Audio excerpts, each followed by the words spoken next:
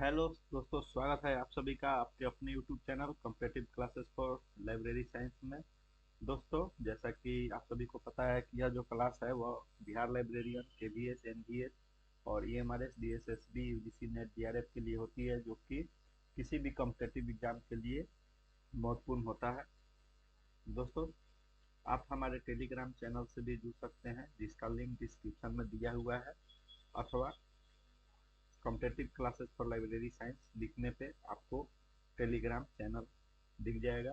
और आप इस क्यूआर कोड के माध्यम से अथवा इस क्यूआर कोड के माध्यम से आप हमारे व्हाट्सएप चैनल से व्हाट्सएप ग्रुप से जुड़ सकते हैं, जिस पे आपको क्लास की पीडीएफ मिलेगी और जितने भी नई नई वैकेंसी आती है उसकी जानकारी आपको इस टेलीग्राम चैनल के अथवा व्हाट्सएप ग्रुप के माध्यम से आप सभी को दिया जाता है। और दोस्तों, अभी तक आपने चैनल सब्सक्राइब नहीं किया है तो जरूर कर ले।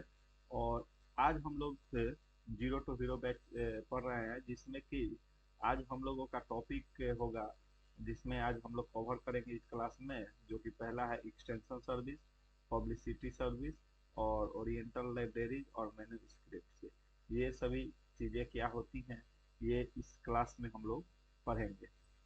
ठीक है, तो अब हम लोग क्लास शुरू करते हैं और बारी बारी से इन सभी टॉपिक्स को पढ़ते हैं।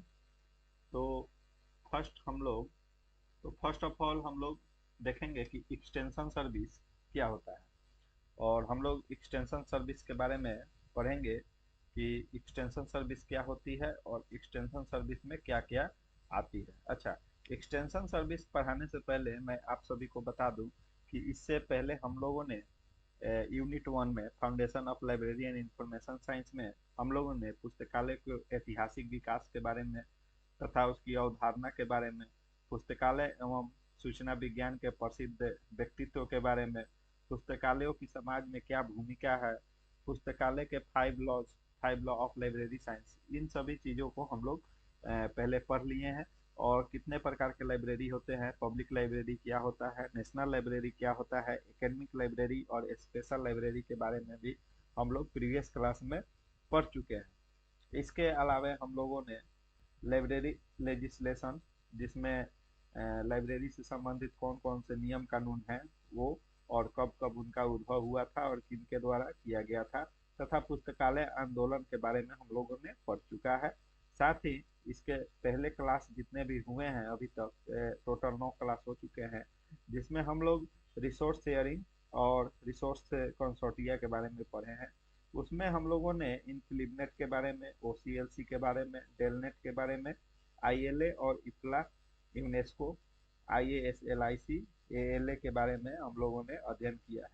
ठीक है, और ये जो आईएएसएलआईसी है, इनक्लिबनेट है, जब हम लोग लाइब्रेरी ऑटोमेशन पढ़ेंगे, जो कि नेक्स्ट ये 2 यूनिट के बाद तीसरा यूनिट हम लोग लाइब्रेरी ऑटोमेशन पढ़ेंगे कंप्यूटर पढ़ने के बाद, तो उसमें हम लोग फिर से पुनः एक बार इफ्ला और आईएएसएलआईसी और ऑटोमेशन से संबंधित जो Koha, DSpace, Evergreen, NewGenLib, DSpace, Drupal, और साथ में इनक्लिबनेट के द्वारा कौन कौन सी प्रोग्राम चलाए जाते हैं, जैसे कि ईसो सिंधु और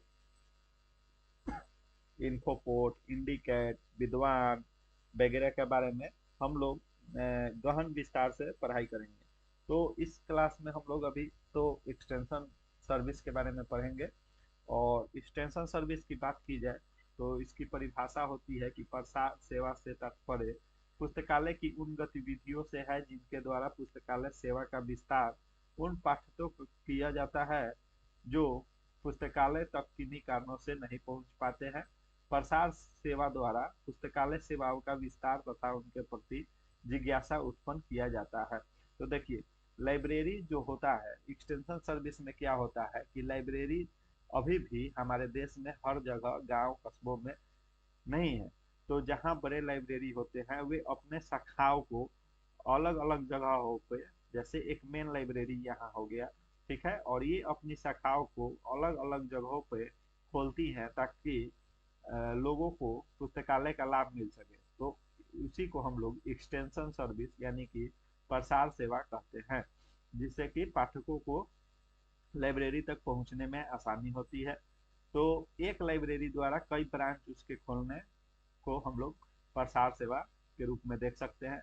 जैसे अगर हमारे राज्य सरकार द्वारा या केंद्र सरकार द्वारा स्कूलों में सेंट्रल लाइब्रेरी होती है जो कि केंद्रीय विश्वविद्यालय के अंतर्गत आती है, वैसे ही स्कूल कॉलेज में होती हैं। और उसके अलावा अगर हम लोग पंचायत भवन में छोटे छोटे लाइब्रेरी, प्रत्येक गांव में एक या दो लाइब्रेरी खोलने का कार्य करें, तो वह लाइब्रेरी के कई ब्रांचेज हो जाएंगे जो कि लाइब्रेरी का प्रसार करने का यानी एक्सटेंशन करने का कार्य करता है। तो वो प्रसार सेवा के अंतर्गत आता है। आई होप कि आप लोग समझ गए होंगे कि प्रसार सेवा क्या होता है। शॉर्टकट में अगर बोला जाए तो एक जो मेन लाइब्रेरी होती है उसके कई अन्य ब्रांचों को पाठकों की सुविधा के लिए खोलना और उन तक पहुंचना ही प्रसार सेवा कहलाता है। ठीक है। और इंग्लिश में जो स्टूडेंट्स पढ़ रहे होंगे उसके लिए ये डिफिनेशन है। Extension service refers to those activities of the library by which the library service is extended to those readers who for some reasons do not have access to the library. जैसा कि मैंने समझा चुका हूँ कि वैसे reader जो पुस्तकालय तक पहुंच नहीं पाते हैं किन्हीं कारणों से, उनके लिए लाइब्रेरी जो है उन तक अपनी सेवाएं पहुंचाती है और इसे ही एक्सटेंशन सर्विस कहा जाता है। आई होप कि आप लोग इस बात को समझ गए होंगे। और एक्सटेंशन सर्विस में आपसे परीक्षा में पूछ दी जा सकती है कि एक्सटेंशन सर्विस की आखिरकार आवश्यकता क्यों पड़ती है। ठीक है। आपसे पूछा जा सकता है कि एक्सटेंशन सर्विस की आखिरकार आवश्यकता ही क्या है। तो देखिए, पहला तो है कि नए व्यक्तियों को जोड़ने के लिए। मैं ज़्यादा लिखूंगा नहीं और बोलूंगा और आप सभी उसको नोट करते रहेंगे। तो देखिए, पहला है कि न्यू व्यक्तियों की पहुंच के लिए। दूसरा हम लोग कहते हैं कि पुस्तकालय को महत्व को बढ़ाने के लिए, यानी कि इम्पोर्टेंस को बढ़ावा देने के लिए।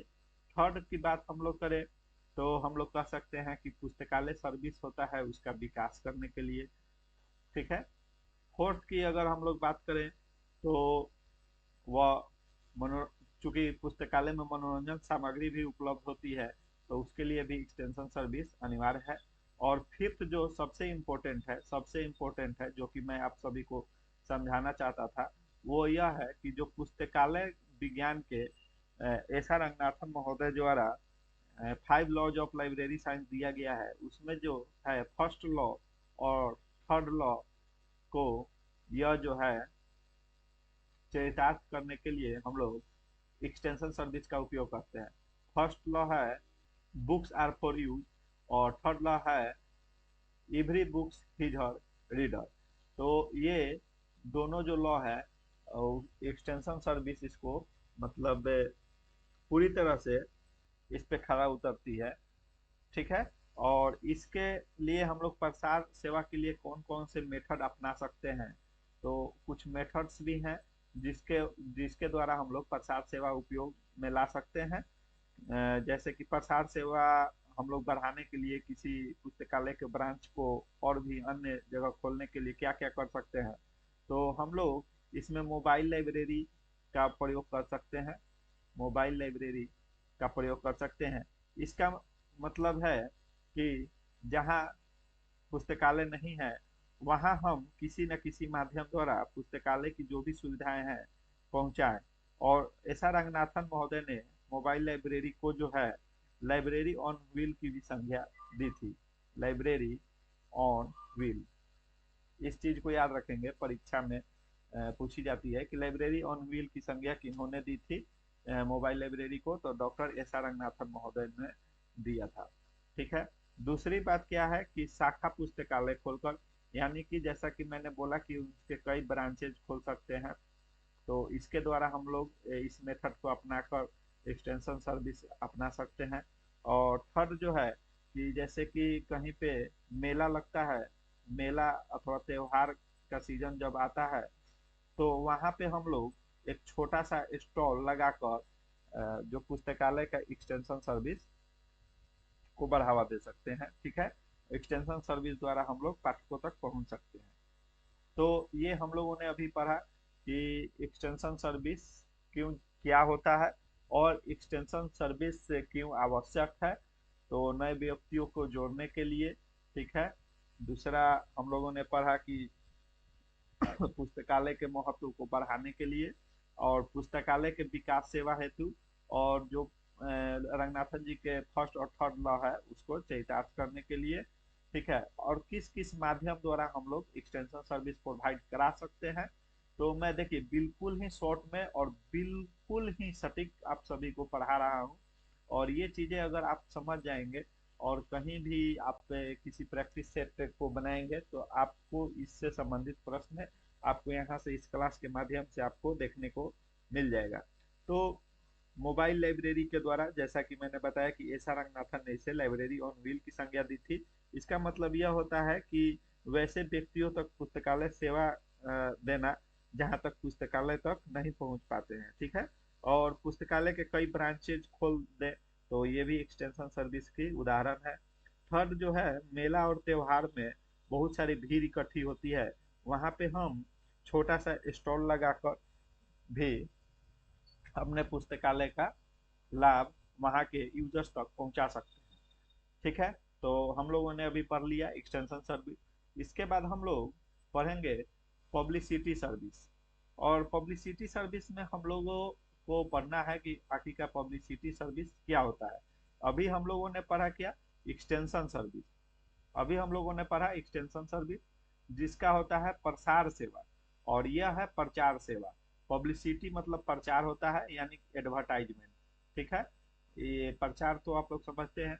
तो इसका डिफिनेशन हो जाएगा कि प्रचार सेवा वह सेवा है जिसके द्वारा जिन उपयोगकर्ता या व्यक्ति को पुस्तकालय की जानकारी नहीं है या आधी अधूरी जानकारी है या पुस्तकालय के प्रति उदासीन है, वैसे व्यक्ति को प्रचार सेवा के माध्यम से पुस्तकालय की गतिविधियों से परिचित कराया जाता है। इंग्लिश वाले बच्चे इस डिफिनेशन को पढ़ लेंगे।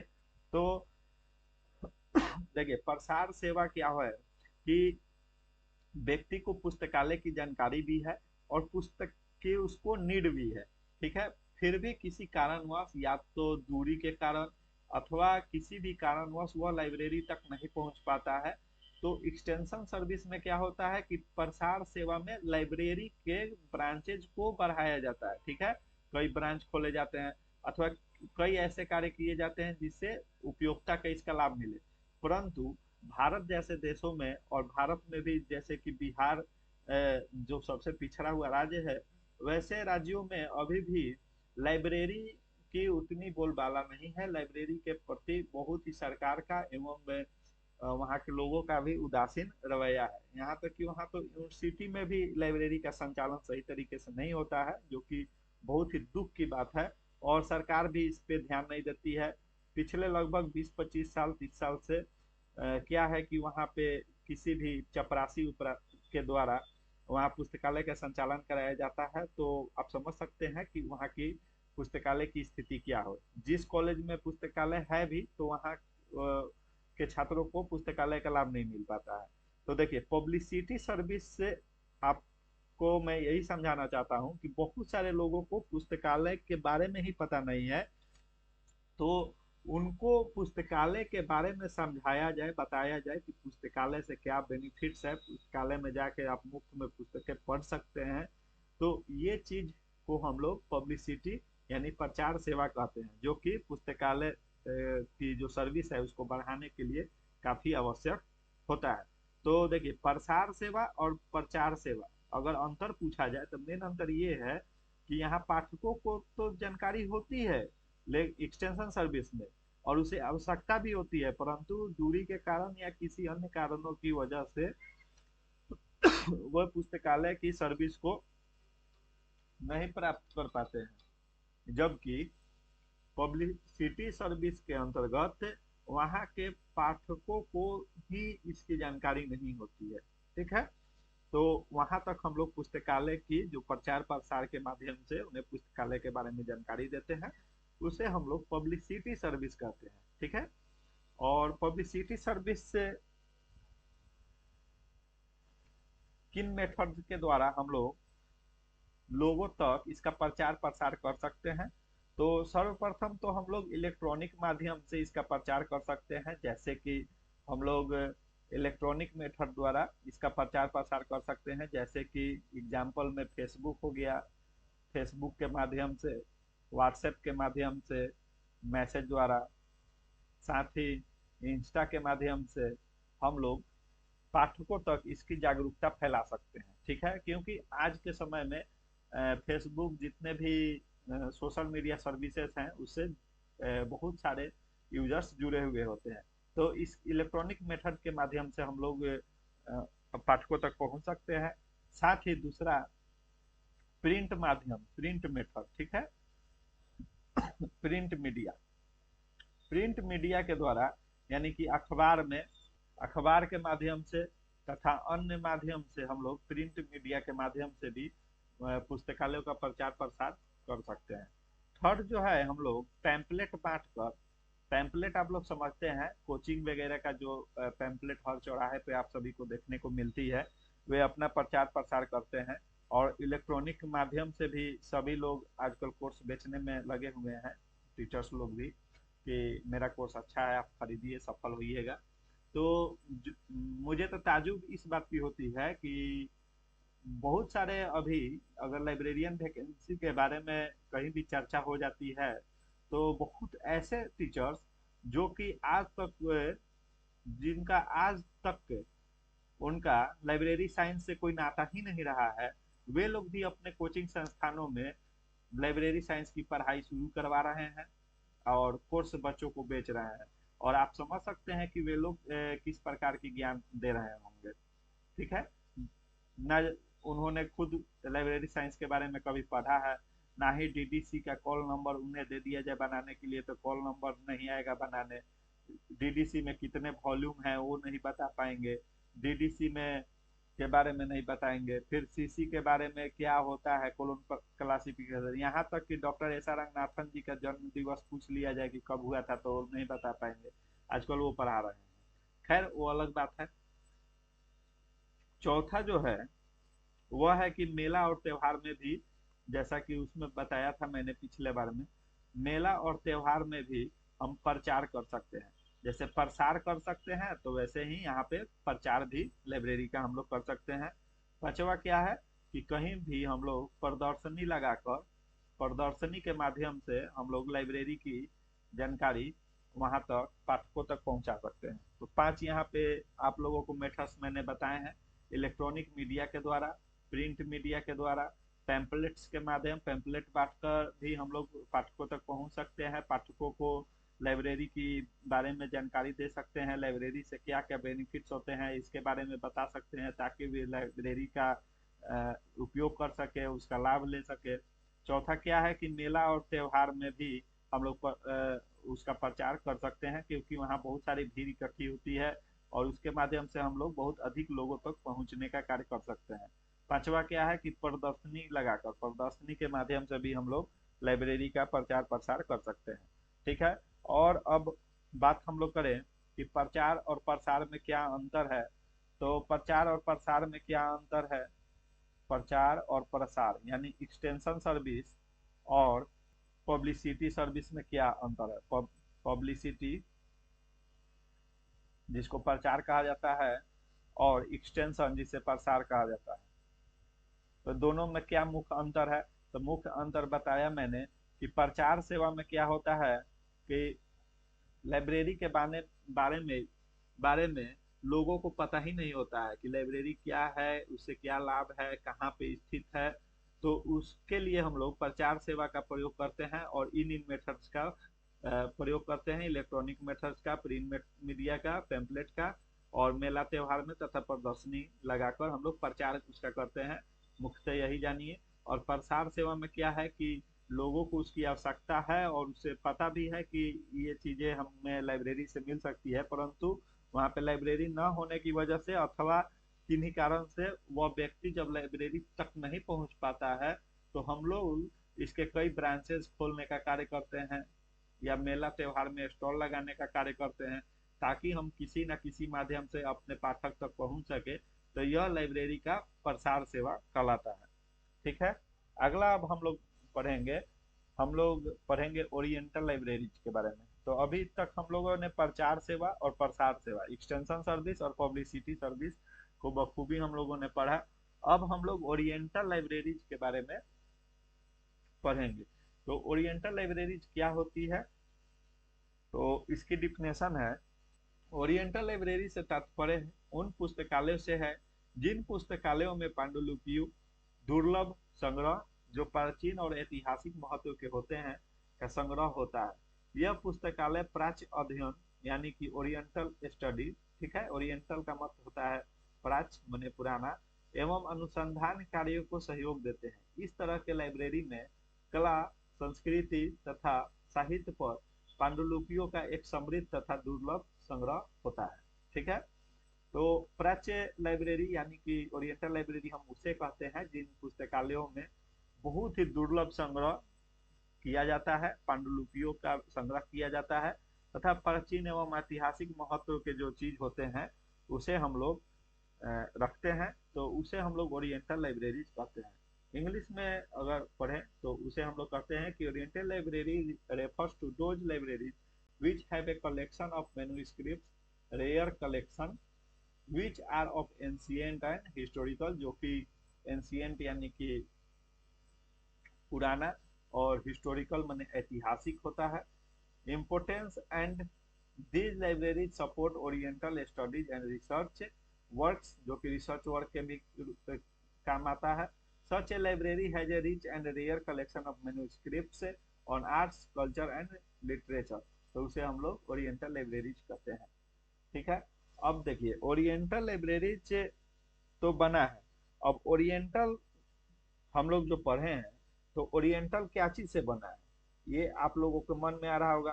तो ओरिएंटल लाइब्रेरी जो हम लोग पढ़ रहे हैं तो क्या क्या चीज से बना है, तो देखिए ओरिएंटल की जो उत्पत्ति हुई थी उसकी उत्पत्ति की हम लोग बात करें तो ओरिएंटल की उत्पत्ति जो है वो ओरियन से हुई थी, ORIENS, इस शब्द को आप लोग याद रखेंगे।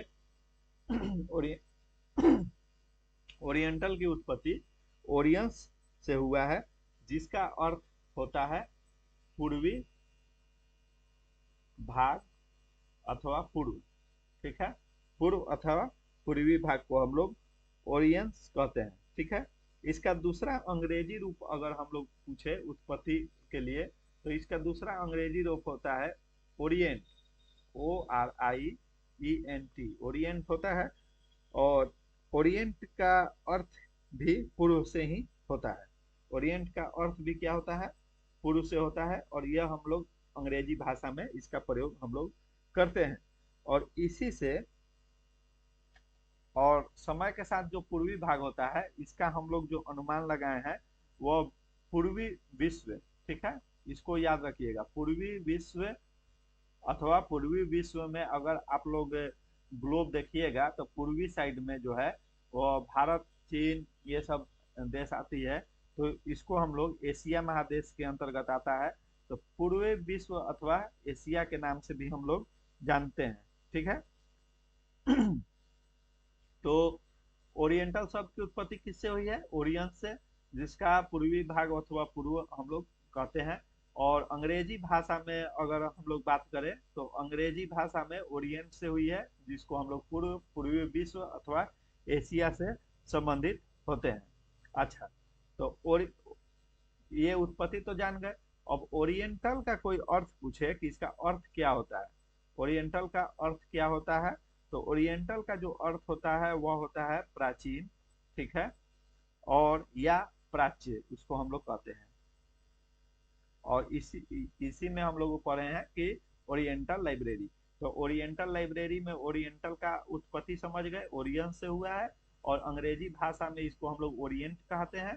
तो ओरिएंट का भी अर्थ वही होता है जो कि ओरियंस का होता है।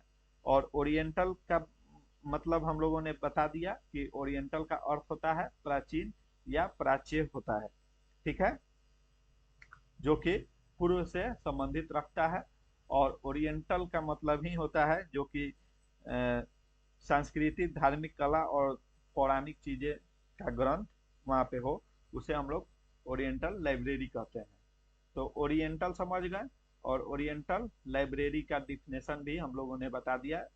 वह लाइब्रेरी जहाँ पे पुरानी वस्तुओं या दुर्लभ वस्तुओं पर प्राचीन ऐतिहासिक महत्व की वस्तुओं पांडुलिपियों, ठीक है, स्टोर किया जाए, रखा जाए उसको, और उसको क्या है, स्टडी में काम लाया जाए, शोध में काम लाया जाए, तो वैसे लाइब्रेरी को हम लोग ओरिएंटल लाइब्रेरी कहते हैं। ठीक है।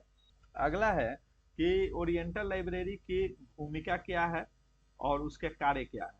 आखिरकार भूमिका और कार्य क्या होती है ओरिएंटल लाइब्रेरी का। तो देखिए, फर्स्ट में हम लोग बताया कि ओरिएंटल लाइब्रेरी का क्या है कि ओरिएंटल स्टडी करना, यानी कि प्राच्य चीज जो है उसको पढ़ना, उसका गहन अध्ययन करना, उस पर शोध करना। ठीक है।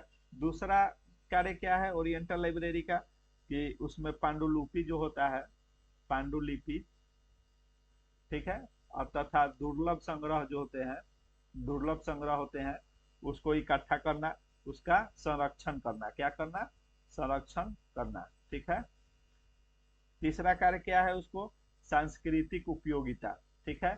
इससे मालूम चलता है कि हमारी संस्कृति कैसी थी, हमारी संस्कृति कैसी थी, उसमें कैसे कैसे धर्म ग्रंथों की रचना हुई थी और किस प्रकार से वहाँ के भाषा लिपि और विषय का, भाषा लिपि और विषय का उसमें अध्ययन मिलता है। किस चीज का मिलता है? भाषा, लिपि और उस समय की विषयों की जानकारी मिलती है। ठीक है। चौथा हम लोग बात करें तो शिक्षा के लिए, शिक्षा में ओरिएंटल लाइब्रेरी की बहुत आवश्यकता है शिक्षा के क्षेत्र में। पांचवा अगर हम लोग बात करें तो सूचना और संचार में, सूचना एवं संचार में इसकी बहुत आवश्यकता होती है। छठा अगर हम लोग बात करें तो धार्मिक, चूंकि ओरिएंटल लाइब्रेरी में पुराने धार्मिक ग्रंथ भी रखे हुए होते हैं, तो धार्मिक तथा आध्यात्मिक ज्ञान के लिए, आध्यात्मिक ज्ञान हेतु ओरिएंटल लाइब्रेरी की आवश्यकता पड़ती है। तो ये चीजें भी याद रखेंगे कि उसका भूमिका और कार्य क्या क्या है। ठीक है।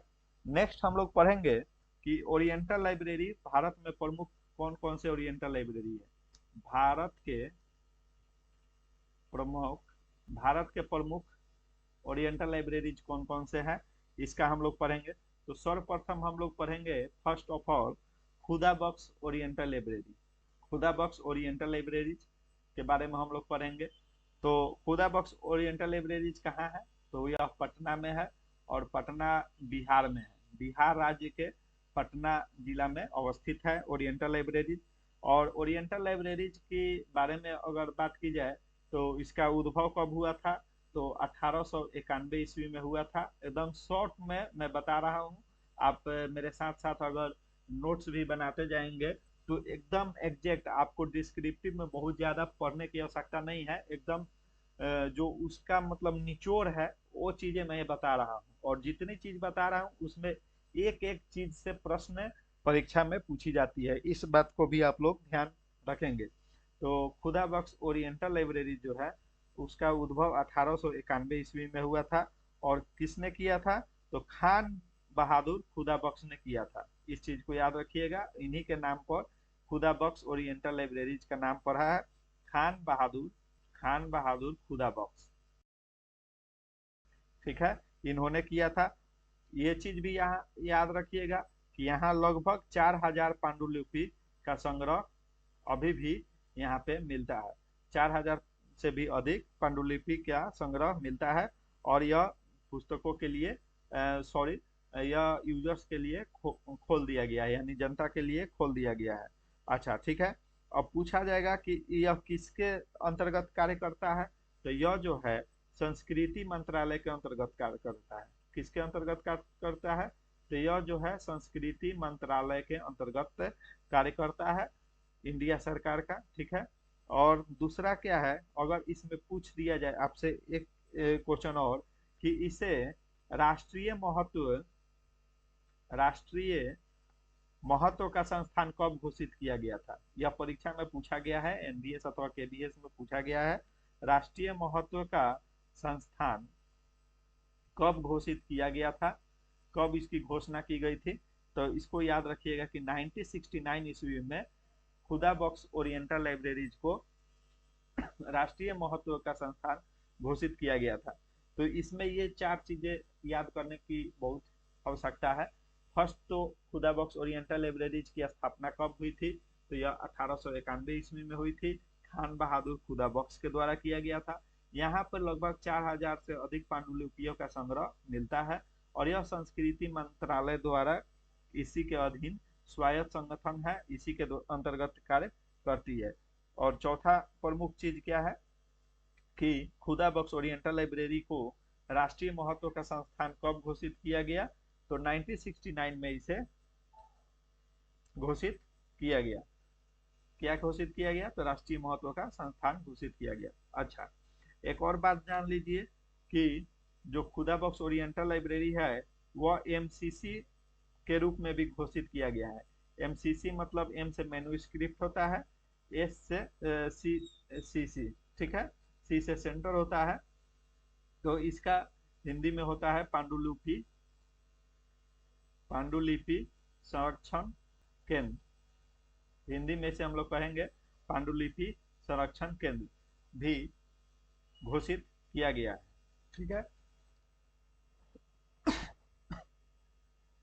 तो ये हम लोग कुछ खुदा बख्श ओरिएंटल लाइब्रेरीज के बारे में पढ़ा अभी हम लोगों ने। दूसरा हम लोग पढ़ेंगे सरस्वती महल लाइब्रेरी के बारे में। सरस्वती महल लाइब्रेरी के बारे में पढ़ेंगे। तो सरस्वती महल लाइब्रेरी के बारे में आप लोगों को बताएं कि इसे तंजौर एशिया में अवस्थित है, तंजौर में अवस्थित है जो कि राजस्थान में है। और इसे हम लोग नॉलेज ऑफ हाउस भी कहते हैं, नॉलेज ऑफ हाउस भी कहते हैं। परीक्षा में पूछी जाती है कि सरस्वती महल लाइब्रेरी को और किन नामों से जाना जाता है, तो उसे हम लोग नॉलेज ऑफ हाउस के नाम से भी जानते हैं, ठीक है। इसकी कुछ कुछ प्रमुख चीजें क्या है, तो देखिए तंजौर के राजा थे, उनका नाम था राजा नायक। क्या नाम था, राजा नायक। तंजौर के राजा थे, तंजौर के राजा हुआ करते थे और इनका नाम था राजा नायक। इन्होंने ही सरस्वती महल लाइब्रेरी की स्थापना करवाई थी। और यहाँ भी कई भाषा में, तमिल में, मराठी में, अंग्रेजी भाषा में माने पांडुलिपि और पुस्तक मौजूद हैं। इस चीज को याद रखेंगे। और इसी कारण से इसे हम लोग नॉलेज ऑफ हाउस की भी संज्ञा दी गई थी, नॉलेज ऑफ हाउस की। अब पूछा जाएगा कि इसको सार्वजनिक पुस्तकालय के रूप में कब विकसित किया गया था, तो इस चीज को याद रखिएगा कि 1918 ईस्वी में, ठीक है, 1918 ईस्वी में इसे किया है, सार्वजनिक पुस्तकालय के रूप में विकसित की गई थी। यानी पब्लिक लाइब्रेरी के रूप में, सार्वजनिक पुस्तकालय के रूप में विकसित किया गया था। इस चीज को याद रखेंगे सरस्वती महल लाइब्रेरी के बारे में। और यह जो है पांडुलिपियों के संग्रह की दृष्टि से सबसे बड़ा पुस्तकालय है। क्या है, पांडुलिपियों की, यहाँ लिख देता हूं मैं, पांडुलिपियों की दृष्टि से, पांडुलिपियों के संग्रह की दृष्टि से सबसे बड़ा यह लाइब्रेरी है, सरस्वती महल लाइब्रेरी। तो इस चीज को याद रखिएगा। अच्छा, दूसरा हम लोगों ने पढ़ा सरस्वती महल लाइब्रेरी। तो सरस्वती महल लाइब्रेरी की स्थापना किसने की, तो राजा नायक ने किया था। राजा नायक कौन थे, तंजौर के राजा थे। और यह 1535 से 1675 के बीच में यहाँ पे थे। दूसरा क्या है कि 1918 ईस्वी में सरस्वती महल लाइब्रेरी को सार्वजनिक पुस्तकालय के रूप में विकसित किया गया था। अगर आपको पूछा जाए कि पांडुलिपियों के संग्रह की दृष्टि से सबसे बड़ा पुस्तकालय कौन सा है, तो आप बोलेंगे कि सरस्वती महल लाइब्रेरी जो है पांडुलिपियों के संग्रह की दृष्टि से सबसे बड़ा है। आपसे यह भी पूछा जा सकता है कि सरस्वती महल लाइब्रेरी जो लाइब्रेरी है, सॉरी यहाँ पे कुछ गलती हो गया है। सरस्वती महल लाइब्रेरी को अभी राष्ट्रीय महत्व का संस्थान नहीं दिया गया है, बल्कि ये जो 1975 ईस्वी में राष्ट्रीय महत्व का संस्थान दिया गया था वह रामपुर राजा लाइब्रेरी को दिया गया है। रामपुर राजा लाइब्रेरी के दिया गया है, जिसकी चर्चा हम लोग आगे करेंगे। तो ये थोड़ा नोट कर लीजिएगा कि ये सरस्वती महल लाइब्रेरी का नहीं था, ये जो है रामपुर राजा लाइब्रेरी का है, ठीक है। चलिए नेक्स्ट हम लोग पढ़ेंगे रामपुर राजा लाइब्रेरी के बारे में। थर्ड जो हम लोग पढ़ेंगे यह है रामपुर राजा लाइब्रेरी के बारे में। तो यहाँ पे हम लोग रामपुर राजा लाइब्रेरी के बारे में पढ़ेंगे और इसकी स्थापना कब हुई थी सर्वप्रथम हम लोग पढ़ेंगे। तो रामपुर राजा लाइब्रेरी की स्थापना जो है, रामपुर राजा लाइब्रेरी की स्थापना जो है वह 1774 ईस्वी में हुई थी। और किसके द्वारा किया गया था? तो नवाब फैज उल्ला खान द्वारा किया गया था। नवाब फैज उल्ला खान, फैज उल्ला खान द्वारा 1774 ईस्वी में किया गया था। ठीक है। इसमें भी बहुत सारे पुस्तक रखा गया है, जैसे कि इसमें रामपुर राजा लाइब्रेरी में आपको हुमायूंनामा, हुमायूंनामा, अकबरनामा, इस तरह की पुस्तकें जो कि ऐतिहासिक पुस्तकें हैं उसको यहाँ पे रखा गया है। अच्छा, वो मैंने गलती से सरस्वती महल लाइब्रेरी में आप लोगों को पढ़ा दिया था कि 1975 ईस्वी में राष्ट्रीय महत्व का संस्थान घोषित किया गया था, जो कि मैं ध्यान से थोड़ा हट गया था। वो क्या है कि रामपुर राजा लाइब्रेरी को 1975 ईस्वी में जो है राष्ट्रीय महत्व का संस्थान घोषित किया गया था। राष्ट्रीय महत्व का संस्थान, राष्ट्रीय महत्व का संस्थान कब घोषित किया गया था रामपुर राजा लाइब्रेरी को? तो 1975 ईस्वी में। यहाँ पे कौन कौन से पुस्तकें हैं? तो हुमायूंनामा, अकबरनामा, और भी पुस्तकें हैं। खजाने उल आलम जिसको हम लोग बोलेंगे, एक है तारीख मजमाए महफिल, इस प्रकार की पुस्तकें यहाँ पे स्टोर की गई है, रखी गई है। ठीक है। तो इस चीज को याद रखिएगा कि 1975 में संसद के अधिनियम द्वारा राष्ट्रीय महत्व का संस्थान घोषित किया गया था। 1774 ईस्वी में नवाब फैज उल्ला खान द्वारा इसका उद्भव किया गया था। ठीक है। चौथा जो लाइब्रेरी के बारे में हम लोग पढ़ेंगे वह हम लोग पढ़ेंगे मौलाना आजाद केंद्रीय पुस्तकालय। मौलाना आजाद, मौलाना आजाद केंद्रीय पुस्तकालय। आप लोग नोट अपने अनुसार बनाते रहिएगा। अच्छा, रामपुर राजा लाइब्रेरी कहाँ स्थित है? तो यह उत्तर प्रदेश में अवस्थित है। इस चीज को याद रखिएगा कि यह उत्तर प्रदेश में अवस्थित है। और खुदा बख्श ओरिएंटल लाइब्रेरी कहाँ है? तो बिहार में। सरस्वती महल लाइब्रेरी पूछा जाए तो तंजौर में अवस्थित है, जो कि राजस्थान में आती है। ठीक है। चौथा जो है मौलाना आजाद केंद्रीय पुस्तकालय के बारे में पढ़ेंगे। और इस पुस्तकालय की स्थापना जो है ओरिएंटल कॉलेज के रूप में हुआ था। और यह स्थापना 1875 ईस्वी में इसकी स्थापना हुई है। इसके बारे में ज़्यादा कुछ नहीं पढ़ना है। और 1875 ईस्वी में ओरिएंटल कॉलेज के रूप में इसकी स्थापना हुई थी। ओरिएंटल कॉलेज के रूप में इसकी स्थापना हुई थी। और एक सन और इस रखिएगा कि 1920 ईस्वी में मौलाना आजाद केंद्रीय पुस्तकालय जो है 1920 में यह विश्वविद्यालय के रूप में विकसित किया गया था। विश्वविद्यालय के रूप में, विश्वविद्यालय के रूप में विकसित किया गया। ठीक है। और यहाँ पे एक चीज और याद रखिएगा कि मौलाना आजाद केंद्रीय पुस्तकालय से संबंधित अगर आपसे प्रश्न पूछा जाए तो यह चीज याद रखिएगा कि उर्दू पुस्तक के संग्रह में, ठीक है, किसमें? तो उर्दू पुस्तक के संग्रह में, उर्दू पुस्तक के संग्रह में यह जो है एशिया का सबसे बड़ा पुस्तकालय है। एशिया, एशिया का सबसे बड़ा पुस्तकालय है। क्या है? एशिया का सबसे बड़ा पुस्तक लाइब्रेरी है। इस चीज को याद रखिएगा। उर्दू पुस्तक के संग्रह में मौलाना आजाद केंद्रीय पुस्तकालय। तो इसमें मेन मेन चीज क्या पढ़े कि ओरिएंटल कॉलेज के रूप में 1875 ईस्वी में इसकी स्थापना की गई थी। और 1920 ईस्वी में इसे विश्वविद्यालय के रूप में विकसित किया गया।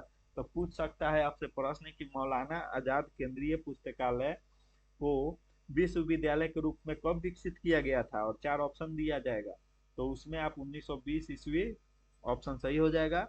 वही पूछ दिया जाएगा कि उसकी स्थापना कब की गई थी? तो 1875 ईस्वी में किया गया था।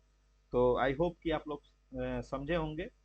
और लास्ट अंतिम जो लाइब्रेरी है उसके बारे में हम लोग पढ़ें तो वह है हाकिम मोहम्मद सैयद लाइब्रेरी। सिर्फ नाम याद रख लीजिए और कहाँ स्थित है यह भी याद रख लीजिए। हाकिम मोहम्मद सैयद लाइब्रेरी। तो यह कहाँ अवस्थित है? तो यह जो है न्यू दिल्ली में अवस्थित है, ठीक है। और इसमें लगभग 4500 से अधिक अरबी और फारसी, अरबी प्लस फारसी पुस्तक का संग्रह है। अच्छा, पूछा जाए कि मौलाना आजाद केंद्रीय पुस्तकालय कहाँ है, तो यह अलीगढ़ मुस्लिम विश्वविद्यालय में अवस्थित है। अलीगढ़ ए अलीगढ़ मुस्लिम यूनिवर्सिटी, AMU, अलीगढ़ मुस्लिम यूनिवर्सिटी AMU में अवस्थित है, ठीक है। AMU अलीगढ़ मुस्लिम यूनिवर्सिटी में अवस्थित है, इस चीज को याद रखिएगा। अच्छा, तो इस क्लास में अभी तक हम लोगों ने पढ़ा है भारत के प्रमुख ओरिएंटल लाइब्रेरी, खुदा बख्श ओरिएंटल लाइब्रेरी के बारे में, सरस्वती महल लाइब्रेरी के बारे में, साथ ही साथ हम लोगों ने पढ़ा रामपुर राजा लाइब्रेरी, मौलाना आजाद केंद्रीय पुस्तकालय और हाकिम मोहम्मद सैयद लाइब्रेरी। अब आप लोगों को हम, तो मैन्युस्क्रिप्ट्स को हम लोग कहते हैं पांडुलिपि, ठीक है। और अभी हम लोग अध्ययन करेंगे पांडुलिपि के बारे में। तो पांडुलिपि किस शब्द से बना है? तो संस्कृत के पांडु, ठीक है, प्लस लिपि, इस शब्द से बना है। और यह क्या चीज का लिया गया है? संस्कृत शब्द से लिया गया है, संस्कृत भाषा से लिया गया है। संस्कृत भाषा के मैन्युस्क्रिप्ट जो पांडुलिपि होता है, पांडु प्लस लिपि होता है, ठीक है। पांडु का अर्थ अगर आपसे पूछी जाए तो पांडु का अर्थ होता है पीला, अथवा सफेद आभा। आभा, आभा मतलब क्या होता है? सफेदी वाला आभा, ठीक है। तो पीली आभा अथवा सफेदी वाली आभा को हम लोग पांडु कहते हैं, ठीक है। और लिपि का अर्थ आप लोग समझते ही हैं कि लिपि माने जिससे भाव में लिखा गया हो, ठीक है। तो सफेदी रंग अथवा पीला रंग में लिखा हुआ भाषा को हम लोग मैन्युस्क्रिप्ट यानी पांडुलिपि कहते हैं, ठीक है।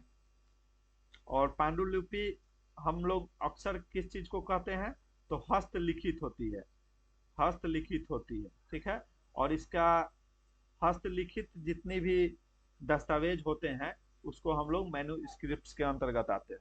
इस चीज को आप लोग समझ गए होंगे कि मैन्युस्क्रिप्ट दो शब्दों से बनी है संस्कृत के, पांडु और लिपि, ठीक है। पांडु की मतलब होती है पीली आभा या सफेदी, पीली आभा वाली अथवा सफेदी आभा वाली, यानी कि पीला में अथवा सफेद रूप में लिखा गया, पोत कर लिखा गया। यानी कि इसमें क्या होता है ना कि पीछे है कि सफेद कलर से पोत दिया जाता है, जैसे कि ये पीछे बैकग्राउंड सफेद है और इसमें पीला कलर से कुछ लिख दिया जाए तो पीली आभा वाली, तो इसे हम लोग पांडुलिपि कहते हैं। और पहले तो प्रिंट सिस्टम था नहीं, तो अक्सर हाथ से ही लिखा जाता था, तो उसको आजकल हम लोग मैन्युस्क्रिप्ट से हस्तलिखित को भी क्या कहते हैं? पांडुलिपि कहते हैं, ठीक है। यानी कि पांडुलेख या पांडुलिपि का मूल अर्थ जो है वह हाथ से लिखी गई किसी रचना का शुरुआती प्रारूप जो होता है उसको कहा जाता है, ठीक है। अब अच्छा, पांडुलिपि कैसे लिखा जाता है? तो पांडुलिपि पहले लिखा जाता था क्या क्या चीजें पे? तो इसको हम लोग तार के पेड़ पे लिखा जाता था, तार के पत्ते पे लिखा जाता था, ठीक है। कागज तो बहुत बाद में आया, तो कागज पे भी लिखा गया, फिर से कपड़ा पर लिखा जाता था। अच्छा, उस पर से वृक्ष की छाल पे लिखी जाती थी, वृक्ष की छाल पे भी लिखी जाती थी। और किस चीज पे लिखा जाता था? तो चर्म पत्र पे भी लिखा जाता था, चर्म पत्र पे भी मैन्युस्क्रिप्ट्स लिखा जाता था, ठीक है। और अगर आपसे पूछा जाए कि टाइप्स ऑफ, ये चीज भी आपसे पूछा जा सकता है कि टाइप्स ऑफ मैन्युस्क्रिप्ट्स क्या होती हैं, तो इसमें आप लोगों को डरने की जरूरत नहीं है। टाइप्स ऑफ मैन्युस्क्रिप्ट यही होता है कि आप कितने प्रकार से उसको लिख सकते हैं। तो जैसे कि क्ले पे भी आदमी लिखता था, क्ले मतलब मिट्टी पे, मिट्टी के टैबलेट बनाकर उस पे, चाहे पत्थरों पे लिखा जाता था। तो यह एक प्रकार है कि मैन्युस्क्रिप्ट से कैसे प्रकार का होता है। तो पत्थरों पर लिखा गया उसका अलग प्रकार होता है, मिट्टी पे लिखा गया उसकी अलग प्रकार होता है, सोना चांदी कांसे पे लिखा जाता है, लकड़ी पे लिखा जाता था, ठीक है, लकड़ी पे लिखी जाती थी। पत्थर पर गुफाओं में बहुत सारे चित्र और लेखन देखने को आपको मिलता है, ठीक है। बाद में कागज पे भी लिखना शुरू हुआ। तो यह सब मैन्युस्क्रिप्ट के अंतर्गत आता है। और इसके संरक्षण की आवश्यकता क्यों है? तो ये सभी चीजें मैं आपको बता चुका हूँ कि शोध या अध्ययन करने के लिए इसकी संरक्षण की आवश्यकता पड़ती है। शोध करने के लिए या प्राचीन सामग्री देखने के लिए, उसको समझने के लिए मैन्युस्क्रिप्ट के संग्रहण की आवश्यकता पड़ती है। अच्छा, इसके संग्रहण के लिए भारत सरकार बहुत सारे अ, संगठन भी बनाए हैं, मिशन का भी निर्माण किया है। तो वे कौन कौन से हैं वो मैं यहाँ पे बताता हूँ आप सभी को। इसको नोट कर लीजिएगा, मिटा रहा हूँ। तो मैं यहाँ पे शॉर्ट में आप सभी को बता दे रहा हूँ कि कौन कौन से मिशन का निर्माण किया है भारत सरकार ने पांडुलिपि को बचाने के लिए। तो पहला याद रखिएगा, NAI, ठीक है, NAI। इसका जो फुल फॉर्म होता है भारतीय राष्ट्रीय अभिलेखागार, इसे कहते हैं हम लोग, भारतीय राष्ट्रीय। और इसको आप लोग कॉपी में नोट करते चलेंगे, जिससे क्या होगा कि आप सभी को एक तो नोट्स बन जाएगा और साथ ही साथ आप लोगों को याद भी हो जाएगा। तो भारतीय राष्ट्रीय लेखागार का अ, निर्माण किया गया था। और इसका निर्माण कब किया गया था? तो 1957 ईस्वी में किया गया था। ईस्वी याद रखिएगा, 1957 में किया गया था। और इसका मुख्य कार्य क्या था? तो पांडुलिपि का जो है कैटालॉगिंग कैटालॉगिंग बनाना इसका प्रमुख कार्य था। क्या चीज का? तो पांडुलिपि का। पुस्तक का तो बनता ही है, लेकिन पांडुलिपि का भी कैटालॉगिंग तैयार करने का कार्य NAI करता है, भारतीय राष्ट्रीय अभिलेखागार करता है। इसकी स्थापना 1957 ईस्वी में हुई थी। दूसरा हम लोग पढ़े तो इंटेक की स्थापना हुई थी, INTACH, इंटेक की स्थापना हुई थी। और इसको हम लोग कहते हैं कला और सांस्कृतिक विरासत, कला और सांस्कृतिक विरासत के लिए भारतीय न्यास। तो इंटेक का यह फुल फॉर्म होता है। और इसकी स्थापना कब की गई थी? तो 2001 में। इसका भी प्रमुख उद्देश्य क्या हुआ होता था? तो इसका भी प्रमुख उद्देश्य है पांडुलिपियों की बिगड़ती स्थिति और उसके निवारक को संरक्षण आवश्यकता के लिए संग्रहताओं के बीच में जागरूकता बढ़ाना। ठीक है, तो यह भी पांडुलिपि, ये जितनी भी चीजें बता रहा हूँ इन संस्था का नाम, ये पांडुलिपि के संरक्षण में ही कार्य करती है। तो इंटेक की स्थापना कब हुई थी? 2001 ईस्वी में। थर्ड हम लोग पढ़ेंगे IGNCA, ठीक है, IGNCA। IGNCA का फुल फॉर्म क्या होता है? तो इंदिरा गांधी राष्ट्रीय कला केंद्र, याद रखिएगा, इंदिरा गांधी राष्ट्रीय कला केंद्र, राष्ट्रीय कला केंद्र। तो इसकी स्थापना अगर आपसे पूछा जाए तो इसकी स्थापना भी हुई थी 1989 ईस्वी में, याद रखिएगा। और यह भी पांडुलिपियों का संरक्षण कार्य करता है।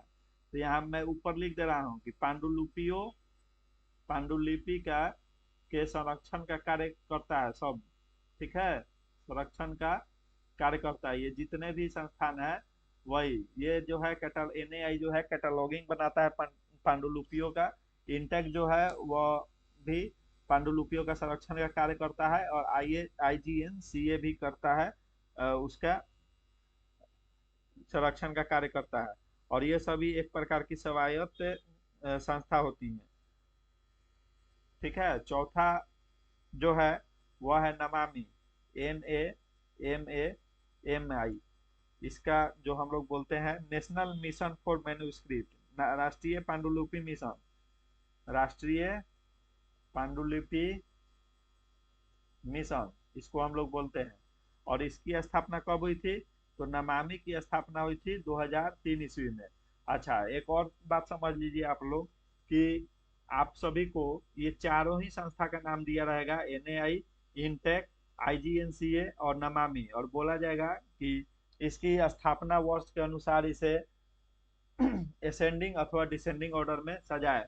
तो सबसे पहले यहाँ पे किसकी स्थापना हुई थी आप देखेंगे तो सबसे पहले NAI की स्थापना हुई थी 1957 में। फिर 1989 में IGNCA की स्थापना हुई थी। उसके बाद इंटेक की स्थापना हुई थी। और उसके बाद नमामि की स्थापना हुई थी। ठीक है, तो इस चीज को भी याद रखिएगा, इस प्रकार से भी प्रश्न पूछा जाता है। और खासकर यूजीसी नेट अथवा अब तो एनवीएस केवीएस तथा किसी भी लाइब्रेरी साइंस की परीक्षाओं में ये सब आम प्रश्न हो गए हैं। तो ये सब चीजों को आप लोग याद रखिएगा। तो आज हम लोगों ने क्या पढ़ा था, तो हम लोग एक्सटेंशन, प्रचार सेवा, प्रसार सेवा, पब्लिसिटी सर्विस, साथ में हम लोग मेन्यू स्क्रिप्ट के बारे में हम लोगों ने पढ़ा। और फिर हम लोग कुछ लाइब्रेरीज के बारे में पढ़ा, ओरिएंटल लाइब्रेरीज के बारे में पढ़ा। ठीक है। तो इस क्लास में आज हम लोगों ने कुल 4 टॉपिक को हम लोगों ने पढ़ा है। और इसी के साथ साथ यूनिट 1 जो है, यूनिट 1 जिसमें हम लोग पढ़ रहे थे, यूनिट 1 जिसका टॉपिक ही था fundamental of library information science, fundamental of library information science. ठीक है, fundamental of library information science वह समाप्त होता है। तो यहाँ पे आपका यूनिट 1 कंप्लीट हो चुका है। और अगला क्लास से हम लोग जो है यूनिट 2 पढ़ेंगे। अगला क्लास से हम लोग कौन सा पढ़ेंगे, यूनिट अगला क्लास से हम लोग यूनिट 2 शुरू करेंगे। और इसका क्या इसमें हम लोग पढ़ेंगे, तो मैनेजमेंट पढ़ेंगे, मैनेजमेंट ऑफ लाइब्रेरी साइंस पढ़ेंगे। लाइब्रेरी साइंस में मैनेजमेंट की क्या भूमिका होती है, और नीड्स, इसकी आवश्यकता क्यों पड़ती है, नीड्स क्यों पड़ती है। तो लाइब्रेरी साइंस में मैनेजमेंट की आवश्यकता क्यों पड़ती है, इसका टॉपिक है management of library and information centre. तो ये हम लोग नेक्स्ट क्लास में शुरू करेंगे। और इस क्लास में ये लास्ट क्लास था। और इसमें हम लोगों ने यूनिट 1 समाप्त कर लिया, यूनिट 1 समाप्त कर लिया, जिसमें हम लोगों ने आपको सारी चीज़ें पढ़ाई है। अगर आपने अभी तक नहीं पढ़ा है तो शुरू से मेरे क्लास को देखिएगा। इसमें हम लोग कॉन्सेप्ट ऑफ लाइब्रेरी डेवलपमेंट पढ़ाए थे यूनिट 1 में। देख फिर से एक बार बता दे रहा हूँ, यूनिट 1 में concept of concept of library and development के बारे में हम लोग पढ़ा था। जिसमें हम लोग पढ़ा था कि पुस्तकालय के ऐतिहासिक विकास कैसे हुआ था, उसके भौतिक संरचना क्या होता है। ठीक है, पुस्तकालय के विज्ञान के प्रसिद्ध व्यक्तित्व के बारे में हम लोगों ने पढ़ा था। फिर हम लोगों ने पढ़ा था library as a social institution, जिसमें हम लोगों ने पढ़ा था कि पुस्तकालय की समाज में भूमिका क्या होती है। फिर हम लोगों ने पढ़ा है 5 लॉ ऑफ लाइब्रेरी साइंस, जो कि बहुत ही महत्वपूर्ण है। इसी के में मैंने एलरेजा नौरोजी और अन्य ओसीएलसी में 5 लॉ ऑफ लाइब्रेरी साइंस क्या होता है वो भी पढ़ाया था मैंने। ठीक है। उसके बाद लाइब्रेरी कितने प्रकार के होते हैं, टाइप्स ऑफ लाइब्रेरी पढ़ाया था, टाइप्स मैंने पढ़ाया है, जिसमें public library, national library, academic library और स्पेशल लाइब्रेरी के बारे में पढ़ाया है। फिर लाइब्रेरी लेजिस्लेशन, उसके अधिनियम के बारे में पढ़ाया है। फिर से INFLIBNET, OCLC, DELNET, ILA, IFLA, UNESCO, ILA, ALA, library association, CILIP, इन सभी के बारे में हम लोग पढ़ा है। फिर हम लोग यूजर एजुकेशन के बारे में भी पढ़ा है। ठीक है, यूजर एजुकेशन, जिसको हम लोग सूचना उपयोगिता शिक्षण या उपयोगिता अध्ययन कहते हैं, उसको हम लोगों ने पढ़ा। फिर हम लोगों ने प्रचार सेवा क्या होता है, इस क्लास में प्रसार सेवा क्या होता है, प्रसार सेवा क्या होता है। फिर से ओरिएंटल लाइब्रेरी क्या होता है। ठीक है, ओरिएंटल लाइब्रेरी कौन कौन से हैं, स्थापना कब हुई थी, राष्ट्रीय महत्व का घोषित कब किया गया था। फिर से हम लोगों ने मेन्यू स्क्रिप्ट के भी बारे में पढ़ा है इस क्लास में। तो ये क्लास बिल्कुल फ्री रहती है यूट्यूब पे, और इस पे मैंने बहुत मेहनत किया है। आप सभी से सिर्फ आग्रह यही है कि अभी तक चैनल को सब्सक्राइब नहीं किया है तो सब्सक्राइब कर लें, और हमारे टेलीग्राम और व्हाट्सएप चैनल से जुड़ना न भूलें। उसमें जुड़िएगा, आपको ही बेनिफिट्स होगा और आपकी तैयारी मजबूत होगी। तो thank you so much for watching my YouTube channel, Competitive Classes for Library Science. Thank you so much.